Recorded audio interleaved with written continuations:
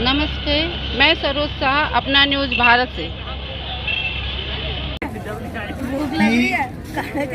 आजकल इंश्योरेंस के नाम पे बहुत ज़्यादा फ्रॉड हो रहे हैं। लोगों के पास, हर आदमी के पास फ़ोन है, तो फ़ोन पे सारा डाटा आजकल मार्केट में घूम रहा है। मार्केट में इस डाटे का यूज करती हैं फ्रॉड कंपनियां, फ्रॉड लोग, जो लोगों से फ़ोन करके इंश्योरेंस करने के लिए बोलते हैं और उसमें उनको बोलते हैं कि सिर्फ सिंगल प्रीमियम पॉलिसी लीजिए और आपको एक ही बार प्रीमियम देना पड़ेगा और उसके बाद आपकी कोई प्रीमियम नहीं देना और आपका लाइफ सिक्योर्ड है और इतने दिनों के बाद इसका इतना टोटल जो सम एश्योर्ड है वो आपको मिलेगी सिर्फ एक ही बार इंश्योरेंस करने पे, एक ही बार प्रीमियम पे। और वो बड़ी कंपनियों का नाम लेता है, कंपनी इंश्योरेंस रेगुलेटरी अथॉरिटी का नाम लेता है और ऐसे लोगों को विश्वास दिलाते हैं कि वो जो भी बोल रहा है वो बिल्कुल सही है। इसके बाद वो फ़ोन पे आपको पूरा उसकी डिटेल भेजते हैं और अकाउंट नंबर भेजते हैं और लोगों को कन्विंस कर लेते हैं कि ये इंश्योरेंस की पॉलिसी बिल्कुल सही है, जो भी इस पे इंश्योरेंस लेगा ये सही बोल रहा है और इंश्योरेंस लिया जाए। तो ऐसे लोगों से जब तक आमने सामने बात नहीं हो जाती और आप किसी विश्वास किसी कंपनी पे नहीं करते और यदि आप ऑनलाइन ही उससे बात करते हैं और ऑनलाइन ही पैसा दे देते हैं तो समझो ये फ्रॉड है बिल्कुल। वो आपको इंश्योरेंस कंपनी के नाम पे आपकी पॉलिसी भी भेज देगा, लेकिन आप उसको कभी वेरीफाई नहीं करते और आप सोचते हैं कि मेरी पॉलिसी हो गई है। लेकिन जब भी आपको ज़रूरत पड़ेगी पैसे की और आप पॉलिसी सरेंडर करेंगे या पॉलिसी को उसकी मैच्योरिटी पे पैसा लेना चाहेंगे तो पता चलेगा कि ऐसी कोई पॉलिसी इस कंपनी ने इशू नहीं की है और आप बहुत बड़ा लॉस में आ जाते हैं, बहुत ज़्यादा पैसा आपका चला जाता है। इस तरह से इंश्योरेंस के नाम पे बहुत कंपनियों में फ्रॉड होते हैं। आप लोगों में से भी कोई न कोई ज़रूर कभी न कभी किसी फ्रॉड का शिकार हुआ होगा। आजकल लोग फेसबुक यूज़ करते हैं, व्हाट्सएप यूज़ करते हैं, सोशल मीडिया यूज़ करते हैं। फेसबुक पे फ्रेंड रिक्वेस्ट आती है कि मैं इंग्लैंड से हूँ, मैं कनाडा से हूँ, मैं रसिया से हूँ, मैं सऊदी अरब से हूँ और मैं इतना बड़ा अधिकारी हूँ वहाँ पे और मेरे पास इतना पैसा है, मैं यहाँ का पूरा बिलियनियर हूँ। तो ऐसे रिक्वेस्ट आने पे आदमी कई बार एक्सेप्ट कर लेता है। फीमेल की रिक्वेस्ट आती है, मेल रिक्वेस्ट कर लेता है, मेल की रिक्वेस्ट आती है, फीमेल रिक्वेस्ट कर लेता है और एक्सेप्ट कर लेता है। और जैसे ही आपकी दोस्ती बढ़ती है तो ये दोस्ती में एक कॉन्फिडेंस क्रिएट हो जाता है दोनों के बीच में और फिर शुरू होता है उनका असली खेल। वो लोग फिर बोलते हैं कि हमारी दोस्ती है और मैं आपको, क्योंकि मैं पैसे वाला हूँ, तो मैं आपको एक बहुत अच्छा सा गिफ्ट भेज रहा हूँ और मैं 2 महीने बाद, 1 महीने बाद इंडिया आ भी रहा हूँ और लेकिन मैं इससे पहले एक गिफ्ट भेज रहा हूँ।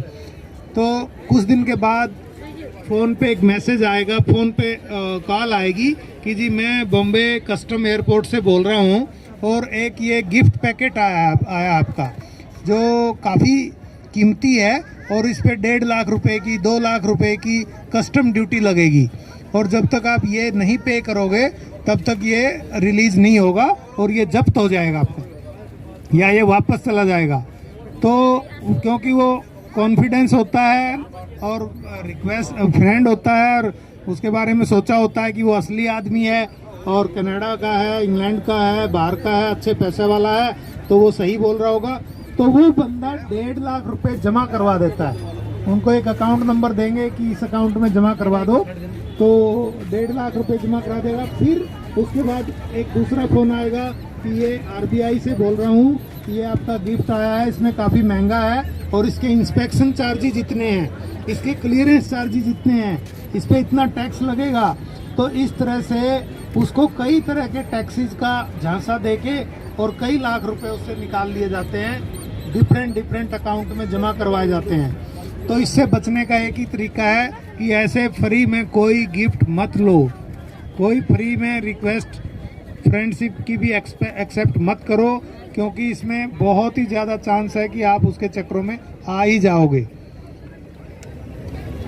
कोई भी पैसा जमा कराने के लिए गवर्नमेंट का अकाउंट होता है, कस्टम ड्यूटी है या कोई भी टैक्स जमा होता है, और वो आपको प्राइवेट अकाउंट नंबर देते हैं और हम प्राइवेट अकाउंट में पैसा जमा करवा देते हैं। बहुत सी लड़कियां, यंगस्टर, नई नई नौकरी लगी होती है और रिक्वेस्ट एक्सेप्ट कर लेते हैं, पैसा उनके पास होता है, वो ये पैसा जमा करवा देते हैं। इस टाइप के बहुत कंप्लेंट आती है कि जी गिफ्ट आया था, दोस्त था, इतने दिन से हमारी दोस्ती थी तो मैंने एक्सेप्ट कर लिया।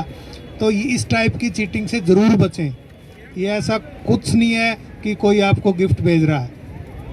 कुछ लोग ऐसे भी बोलते हैं कि मेरे पास काफ़ी पैसा है, मैं फलाने नाइजीरिया में या मैं सऊदी अरब में या कहीं पे भी रहता हूँ, मेरे फादर ने मेरे को बहुत पैसा दिया हुआ है, मेरे फादर बिलियनर है और मैं इंडिया में इसको इन्वेस्ट करना चाहता हूँ। ऐसे आपके साथ सब कुछ ऑनलाइन हो रहा है, रिक्वेस्ट आ रही है, फेसबुक पे आ रही है सब, और फिर वो कहेंगे कि जी मेरा इंडिया में कोई देखने वाला नहीं है, बट इस पैसे को आप देख लीजिए, आप मेरे पार्टनर बन जाओ। एक कंपनी बना लेंगे और आपको पार्टनर बनाएंगे और फिर कहेंगे कि मैं ये इतना पैसा भेज रहा हूँ, लेकिन मेरा पैसा कस्टम में अटक गया है या उसका गवर्नमेंट से क्लियरेंस नहीं मिला है, और गवर्नमेंट से क्लियरेंस लेने के लिए आप इतने पैसे इसमें देने पड़ेंगे। तो वो उसका तो पैसा जब आएगा वो एज ए पार्टनर बना के आपसे पैसा किसी न किसी अकाउंट में जमा करवा लेते हैं। इस तरह की भी बहुत चीटिंग हुई है। कई बार बोलते हैं कि ये ब्लैक डॉलर में पैसा है, एक्चुअल डॉलर में हम पैसा भेज नहीं सकते हैं, और ब्लैक डॉलर में पैसा आएगा और इसको फिर आपको एक स्पेशल केमिकल आता है जो ब्लैक डॉलर को वाश करके एक्चुअल डॉलर बना देगा। इस टाइप से वो बहुत ही महंगा केमिकल है, बहुत ही महंगी इंक है, और उसके लिए आपको पहले 8 लाख रुपए जमा करवाने पड़ेंगे। तो इस तरह से एक ब्लैक डॉलर स्कैम के तहत भी काफ़ी लोगों से पैसा ठगा गया है। और इसमें चाहे कोई छोटा है चाहे बड़ा है, कोई न कोई किसी न किसी रूप में वो पैसा निकाल ही लेते हैं। यदि छोटी सेविंग का आदमी है तो उससे थोड़ा पैसा निकालते हैं, बड़ी सेविंग का आदमी है तो उससे बड़ी सेविंग का पैसा निकालते हैं। तो इस तरह से काफ़ी चीटिंग बढ़ रही है। किसी से कोई चीटिंग होती है तो पुलिस को कंप्लेंट ज़रूर करो। ये मत सोचो कि पुलिस कोई एक्शन नहीं लेगी, मेरा बहुत कम पैसा गया है, ऐसा कुछ नहीं है। जब तक आप कंप्लेंट नहीं करोगे तो पुलिस को भी पता नहीं चलेगा, और पुलिस को पता चलेगा, FIR दर्ज होगी तो एक न एक दिन वो बंदा ज़रूर से ज़रूर पकड़ा जाता है। ये आपको मैं विश्वास दिलाता हूँ। हमारे केसेस में इन्वेस्टिगेशन चाहे कितना ही लंबा चले, लेकिन बंदा ज़रूर पकड़ा जाता है, गलत आदमी तक हम ज़रूर पहुँचते हैं। और आजकल जैसे मोबाइल का युग है, तो मोबाइल के ज़रिए भी बहुत बंदे पकड़े जाते हैं, चाहे वो कितने ही होशियारी करें, कितना ही कुछ भी करें, पकड़े ज़रूर जाते हैं। ईमेल से कंप्लेंट करिए, कंप्लेंट आएगी, उसका नंबर लगेगा, रजिस्टर होएगा तो वो आपको मिलेगा। आजकल एवरीथिंग इज कंप्यूटराइज्ड। हमारे यहाँ कंप्लेंट मैनेजमेंट सिस्टम भी कंप्यूटराइज है। कंप्लेंट पे नंबर लगता है और you can make reference of that number at any time.